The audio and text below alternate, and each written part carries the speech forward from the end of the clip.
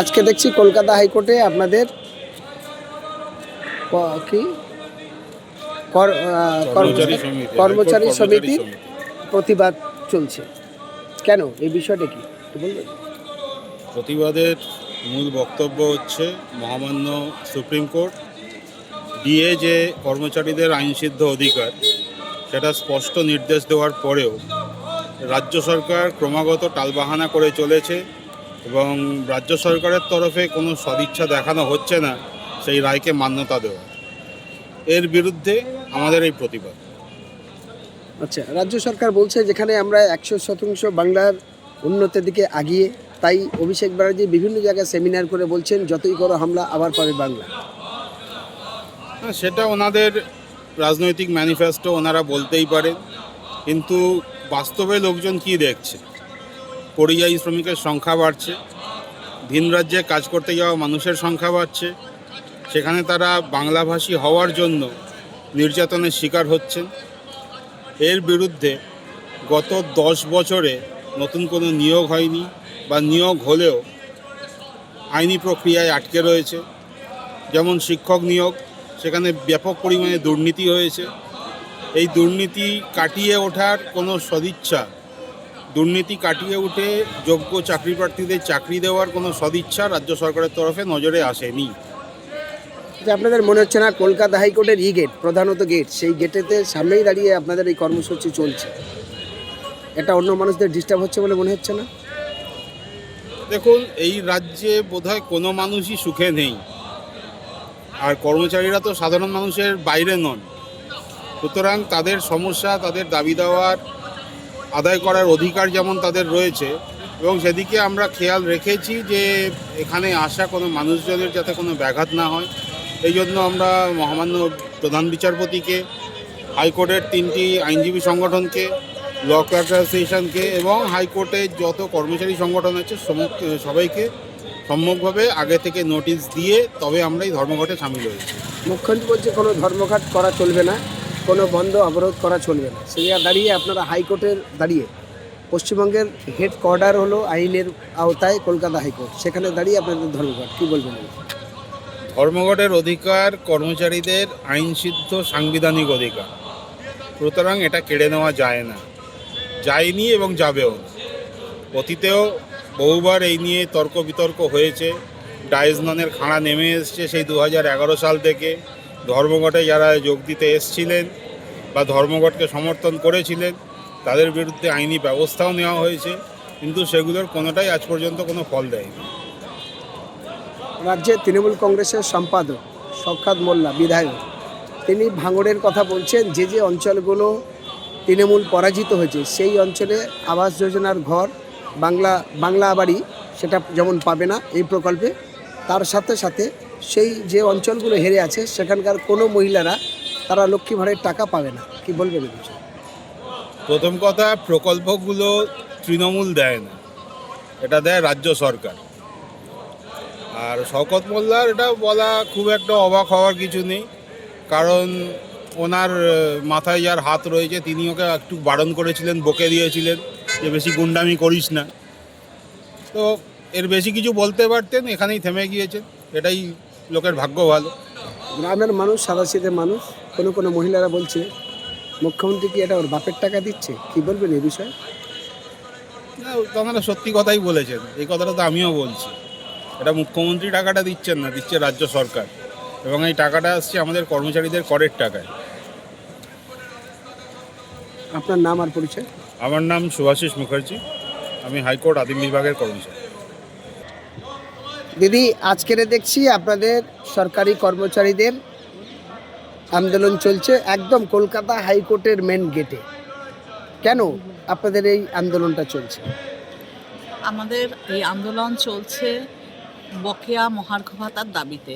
প্রথম কথা, একটা যে শিল্প আইন কেন্দ্র এনেছে, নতুন শিল্প যে আইন এনেছে, শ্রম আইন, সেই শ্রম আইনে যেটা 8 ঘন্টার, মানে সারা বিশ্বব্যাপী ছিল হচ্ছে 8 ঘন্টার কাজের দাবি ছিল, সারা বিশ্বব্যাপী ছিল 8 ঘন্টার কাজ, সারাদিনে একটা মানুষ 8 ঘন্টা কাজ করবে, কিন্তু সেইটা নতুন শ্রম আইনে এনেছে হচ্ছে 12 ঘন্টা, এবং সেখান থেকে যে কোথায় দাঁড়াবে তার কোনো ঠিক নেই। কিন্তু সেইটার বিরুদ্ধে আজকে সারা দেশে একটা ধর্মঘট চলছে। কিন্তু যেহেতু বিভিন্ন বোর্ডস চলছে বলে একটা একেবারে পুরো ভারত বন্ধ বা এরকম ধরনের বন্ধ রাখা হয়নি, শিল্প ধর্মঘট চলছে। আর আমাদের এখানে আজকে আমরা সেই শিল্প ধর্মঘট, তার সঙ্গে সমর্থনে হচ্ছে আমাদের এই বকেয়া মহার্ঘ ভাতার দাবি, যেটা মহার্ঘ ভাতা সুপ্রিম কোর্ট, এখানে হাইকোর্টে 4 বার হেরে গেছে রাজ্য সরকার, তারপরে সুপ্রিম কোর্টে গিয়েছে, সুপ্রিম কোর্টে অ্যাপিল হওয়ার পরে সেখানেও হেরেছে দীর্ঘ একটা টালবাহানার পরে। কিন্তু সেই হারের পরেও সেখানে যেখানে বলে দিয়েছে, একদম ক্যাটেগরিক্যালি উল্লেখ করে দিয়েছে 25% এখনই দিতে হবে এবং বাকিটাও ধাপে ধাপে দিতে হবে, কিন্তু সেই নিয়েও তারপরে যে আমাদের স্টেট বাজেট হয়েছে, সেই বাজেটে মুখ্যমন্ত্রী একটি শব্দও খরচ করেননি এই বকেয়া মহার্ঘ ভাতা নিয়ে। কিন্তু মহার্ঘ ভাতা যে আইনি অধিকার আমাদের, সেটা কিন্তু স্বীকার করে সেটা স্বীকৃতি দিয়েছে সুপ্রিম কোর্ট, মহামান্য সুপ্রিম কোর্ট। সেই জন্য আমরা এই ন্যায্য দাবিতেই আমরা আজকে এই পেন ডাউনটা করেছি। এই আমাদের যে আর কি কর্মবিরতি যেটা, সেটা চলছে। আমাদের দাবি কিন্তু ন্যায্য। দিদি, আপনি যে বাজেটের কথা বললেন, সেই বাজেটে মুখ্যমন্ত্রী মহিলাদের জন্য, গ্রামের মহিলাদের জন্য লক্ষ্মী ভাড়ে 500 টাকা বাড়িয়েছে, কি বলবেন এই বিষয়ে? আগে ছিল 1000 টাকা, এখন বাড়িয়ে 500 টাকা, অর্থাৎ 1500 টাকা। আচ্ছা, এই 1500 টাকায় সংসার চলে? 1500 টাকা দিল, বাড়িতে 1500 টাকা, বাড়ির যত মহিলা আছে, ধরুন 2 জন আছে, শাশুড়ি আছে, বউ আছে, কি মা আছে, মেয়ে আছে, 1500 3000 টাকা হলো। তাই দিয়ে কি একটা সংসার চলে? মুখ্যমন্ত্রী চালাতে পারবেন? তাকে যদি আমি 1500 টাকা দেই, চলবে? চলবে না, সংসার চলবে না। তারপরে এইসব এখন এই 15 কাজে সেটা নিয়ে তো মানে এটা খুব একটা হাস্যকর জায়গায় পৌঁছচ্ছে। একই সাথে তিনি বেকার সব যে সমস্ত শিক্ষিত ছেলেমেয়েরা যারা চাকরি পাচ্ছে না, তাদের আলোর আশা দেখাচ্ছে বললেন, তাদেরও 1500 টাকা করে বেকার ভাতা দেবেন, কি বলবেন?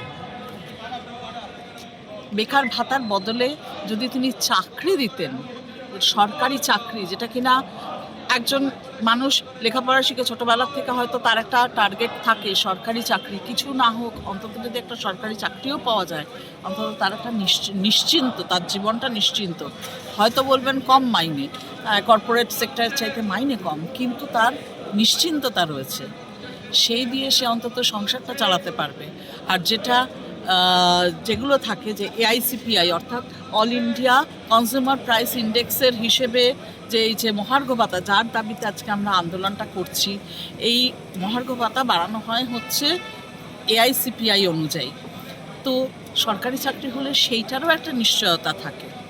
সেই জন্য মুখ্যমন্ত্রী যদি ওই বেকার ভাতাটি না দিয়ে যদি একটা সরকারি চাকরির এই শিক্ষিত ছেলেমেয়েগুলোর জন্য একটু চাকরির ব্যবস্থা করতেন, সেটা অনেক ভালো হতো, একটা সংসার দাঁড়িয়ে যেত। এই 1500 টাকা, 1000 টাকা, 1500 টাকা, 2000 টাকা ভাতায় সংসার তো চলে না।